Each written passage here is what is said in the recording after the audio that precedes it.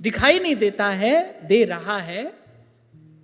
पर कलयुग का जो मनुष्य है ना, वो तो अस्पताल में ही पड़ा है। कुछ समय पहले की बात है, एक बार एक डॉक्टर कह रहे थे 8-10 गोली हाथ में थी, बोले यही काजू बादाम है भाई। मेरे सामने कहा महाराज जी 10-12 गोली थी, बोले रोज खानी है। अब जो पास में व्यक्ति थे वो थोड़े घबराए, बोले घबराओ मत, दवाई नहीं है, बोले काजू बादाम है, खाओगे बढ़िया रहोगे। बोले अब ये कलयुग में यही काजू बादाम है, इसी के आश्रित जीवन है। दोनों बातें, दोनों का विचार करना। ऐसा भोग भोगने के बाद भी मन शांत नहीं हो रहा, और अपनी ओर देखो हमारे पास तो है ही क्या। भूलना नहीं चाहिए, हम सबको सदा ये बात स्मरण रहनी चाहिए, ये जो हाड़ मांस का देह है ये जरा और व्याधि का घर है, इसलिए इसको व्याधि मंदिरम कहा है। कोई नहीं है ऐसा जो ये कह दे कि मैं आज भी स्वस्थ हूं कल भी स्वस्थ रहूंगा, कोई नहीं कह सकता ऐसा। इसीलिए श्री महाप्रभु कह रहे हैं प्रपंच बंच सब काल व्याल को खायो। बोले काल व्याल इसको खाएगा ऐसा नहीं, बोले काल व्याल का खाया ही है ये तो। काल व्याल मुख ग्रास, बोले उसके मुख में ही पड़ा है।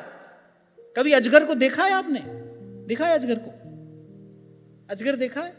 देखा है।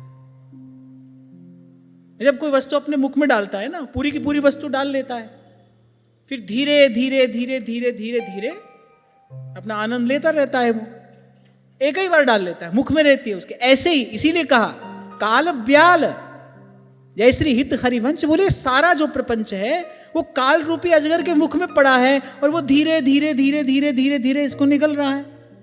आप देखो जीवन ऐसा ही नहीं है, मृत्यु के मुख में पड़ा है, और धीरे धीरे धीरे धीरे तन यौवन सब कुछ धीरे धीरे धीरे करके जा ही तो रहा है, जा रहा है।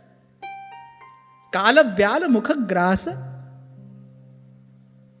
इन सब बातों का विचार करने से, इन सब बातों का चिंतन करने से विषय से उपरति होती है।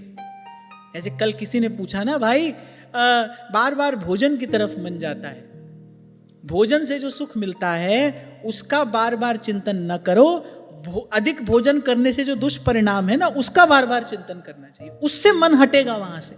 ये जो सब बात यहां पर कही गई है, किस लिए कही गई है भाई? किसी युग में ये घटना घटी, हमको क्यों बताई जा रही है? सत्ययुग में ये घटना घटी, हमको क्यों बता रहे हैं?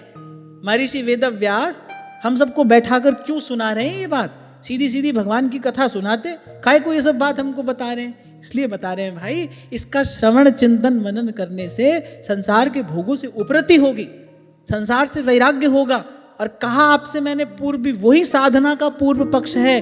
पूर्व पक्ष की सिद्धि के बिना उत्तर पक्ष की सिद्धि नहीं होती, यही क्रम संत बता रहे हैं। काम कामना वासना मनते कर सब दूर,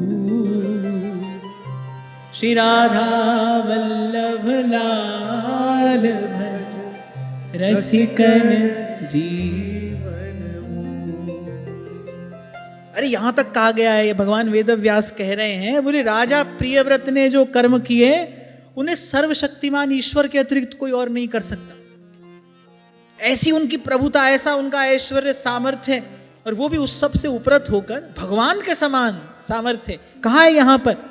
बोले ईश्वर के सिवा कौन कर सकता है जो महाराज प्रियव्रत ने किया। ऐसा प्रभुत्व होने पर भी और मन को शांति कहाँ मिलती है? जाऊं कहाँ, जाऊं कहाँ, जाऊं कहाँ तज चरण तिहार।